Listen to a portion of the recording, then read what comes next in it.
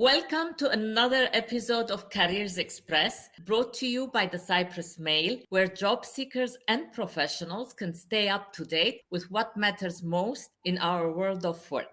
Today, we will talk about a topic highly discussed and covered in the media in the last few months, the Great Resignation. Joining me for our discussion is founder and CEO at HR Innovate, Katerina Andreou. Katerina, welcome. It's great to have you with us.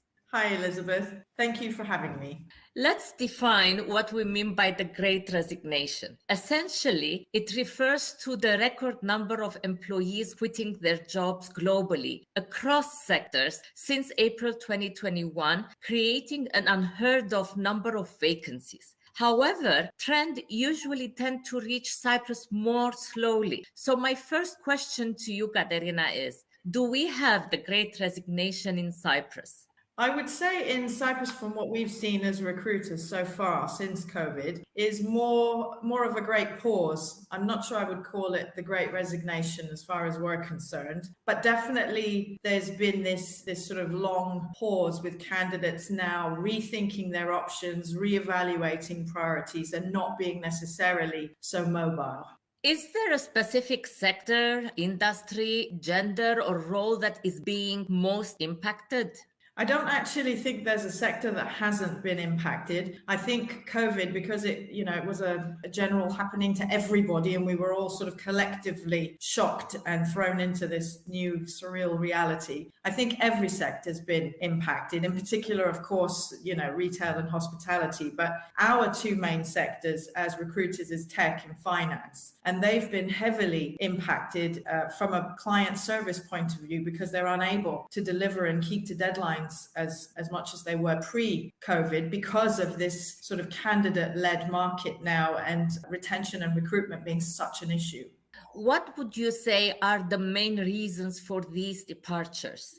Departures-wise, unemployment at the moment is around 6.4%. So it's definitely gone down. It's a little bit above normal, which would be more about the 5% mark. But I think that generally people that have left their jobs, especially your C-suite levels, because it's more the C-suite level candidate that we are aware of that have decided without having another job to leave their job. It's because COVID has caused people to take this pause in their professional life to reevaluate, and they've decided that since this can happen, anything can happen. So it's made them stop short and reevaluate their priorities in life generally and whether or not they want to be in that job situation anymore.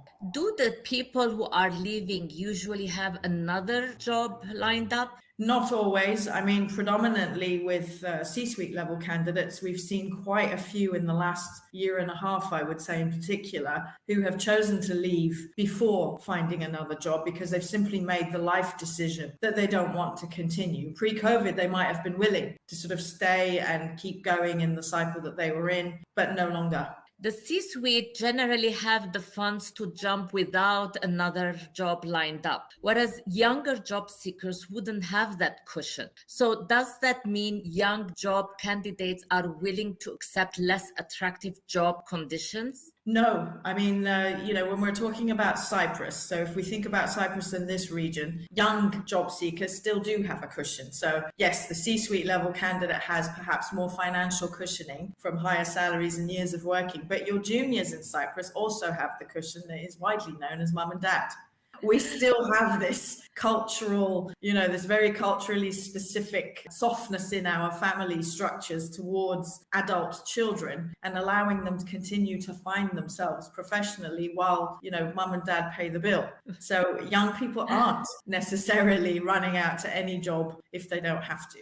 The younger generations are stereotyped as being the first out the door usually, but it is only younger employees resigning. And does this trend hold true in Cyprus as well? No, I think that people choosing to opt out since the pandemic and everything, globally and in Cyprus, it's irrespective of gender or age. I think people psychologically are tired. I think they've had enough I think the pandemic threw everything into a spin. And whereas pre-pandemic, everybody was sort of going along the same wheel, paying their dues and doing what they needed to do to progress in their careers, I think being at home with family in lockdown, seeing that the pandemic went on for years and is still not over, I think it made them decide that their priorities needed to change and they needed to spend more time with the people that they love, and that there was actually an alternative. So what is it that makes a young candidate reject what would otherwise seem like an attractive offer? Younger candidates, as well as older candidates these days, they want to know about the workplace, the vibe, the culture. They want to know whether the employer is conscious of environmental conscientiousness. They want to know if it's going to be an environment where they can be happy, if it's an employer that will show concern, flexibility. Salary is important, title has something to do with things, but more often than not, people are looking for employers that make them feel safe, that are listening to them and helping them as we all proceed through this adaptation phase to this new world that we live in after the pandemic. If the Gen Z job seeker is much more reluctant to simply put up with conventional working conditions merely for money, why aren't more of them in Cyprus starting their own business or becoming freelancers? Quite honestly, I think it's because in Cyprus, we don't have the infrastructure to support small businesses, entrepreneurs. I don't think culturally we encourage risk-taking as a behavior in our young people. I don't think an entrepreneurial spirit is something that in Cyprus we're very good at encouraging. I think it's something that's being more talked about and perhaps will become more of a feature in future. But right now, as a culture, as a business environment, I don't think that we offer enough initiatives and support to young people to maybe go that route. And I think the pandemic has also made young people pause and sort of think a little bit more carefully about taking such plunges into entrepreneurial depths, because without the infrastructure and support, it becomes even more daunting. Would it be fair to say that unconsciously Gen Z job seekers are actually suspicious of the big company system that they are applying for? Could this also be the reason for them to reject a job offer? Yes, definitely. I mean, our younger candidates are much more aware. They're much more cautious of the big brand names. And unlike previous generations, my own, for example, where we would have paid our dues, we would have gone for a big brand to get it on our CV and to progress. The younger generations have many more questions about it. They do a lot more due diligence. And I think one of the pluses about Cyprus is because we are so small, reputation is easy to build. And companies and employers these days are very well known. It's kind of almost like a local Glassdoor effect. So in Cyprus, if you are a poor employer, or if you are a non-competitive employer who doesn't want to keep up with things or offer good working conditions, it won't be long before everybody knows. So young people are keen now to research and find out who an employer is. What actions are local companies taking to address the situation, though? If so, how?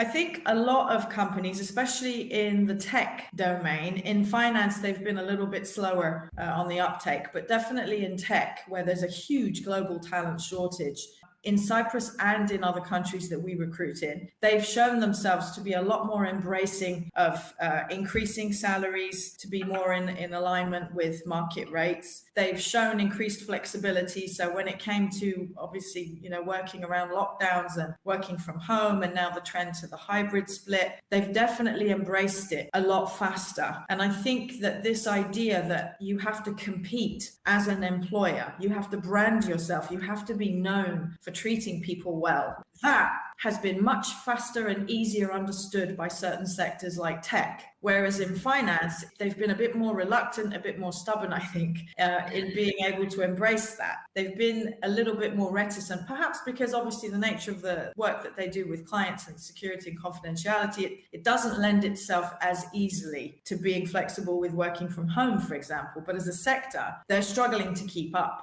Let's turn to your industry now. How is the Great Resignation impacting the work of recruiters? Well, it's definitely, it's a candidate-led market. So We have more vacancies than we've ever had, and globally, every country has more vacancies and a lot more new roles appearing on the market every day. But there is a talent shortage in every single sector. So our work is increasingly difficult because we have very harassed, very stressed and frustrated clients, desperate to recruit, and we don't have enough candidates to supply, or the new demands and new attitudes of our candidates are not matching the demands of the clients. So we're trying to broker and be the middleman and serve both sides, but it's become quite difficult. And we are very much a sort of tense stalemate situation on the market. And unfortunately, because it is candidate led, they have the upper hand, and we're hoping that clients will meet them halfway, but it's a very tense struggle.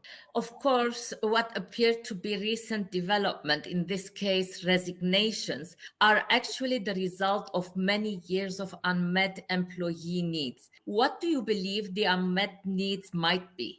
I think that it's really about going back to basics. And I think at times of crisis or monumental historical moments like the pandemic, I think that you get to a point where everything sort of spins on its head and almost reboots. And I think people have gone to work and decided that they want the basics. They don't want to be shouted at. The bar is incredibly low. They want to go to work and just be treated well, treated with respect. They want to be paid respectfully, not necessarily, they're not greedy, but they would like to be paid fairly. What people are asking for is actually very simple. They want to be heard. They want to be listened to. And it's at times of crisis that you really want to know that your boss, that your family, that all those key people in your life and those key components are in place and that they've got your back. So COVID was a very testing time. And if you discovered that your employer didn't care, wasn't flexible, started to lay lots of people off, maybe made lots of knee-jerk, quite brutal reactions, then you reevaluated and perhaps thought, no, I don't need to do this anymore.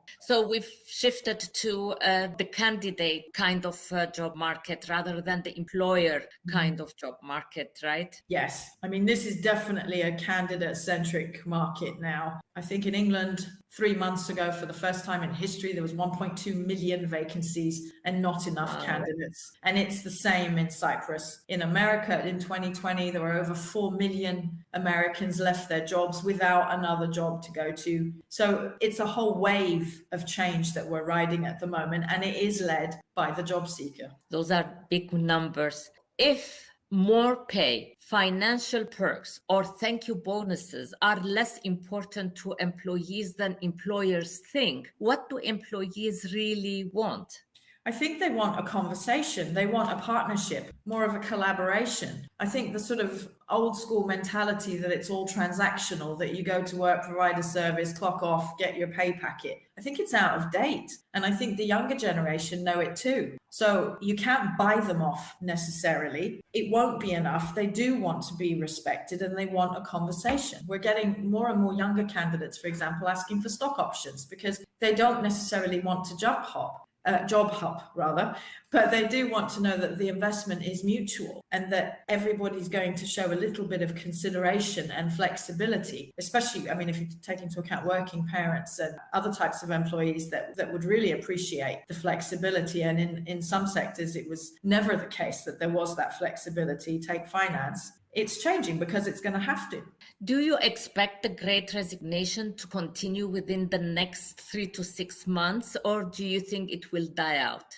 I think it will continue for at least the next 6 months. I don't think that there'll be a massive change in that. I think as cost of living continues to rise and the energy crisis continues, and now with unfortunate events in the Ukraine, I think that maybe candidates will have to take jobs maybe more readily to be able to pay bills more comfortably. So we might see some shift there, but it's going to be an unhappy shift if that's the case. I think we're much better finding solutions together. As always, I mean, it's, it sounds very warm and fuzzy and hippie-like to say it, but I think if we backed each other up in these moments of crisis, and if employers and employees could meet each other halfway, we'd all be a lot better off in the long term, I think.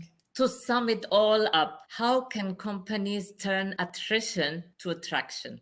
Listen, quite simply, just listen to your employees, to your advisors, and to your market. Everybody in business knows their sector. there's no point being an expert in your field if you're not going to listen and take your own advice. So I think if you want to be a responsible employer, if you want to have the staff and the retention figures to be able to project and forecast and make sure that you can service your customers and projects, then listen. And if your employees need understanding in one or two areas, or they need to work alongside you to accommodate things, then rather than force things, I think you would be a lot better off being human about things and compromising.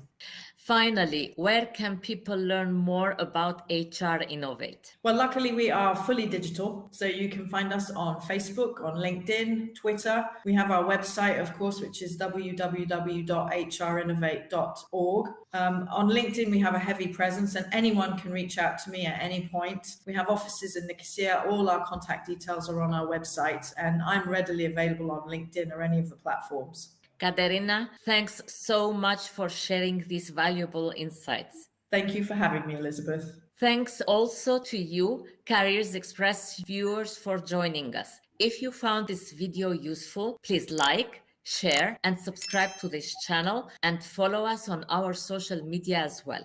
See you in a new video very soon.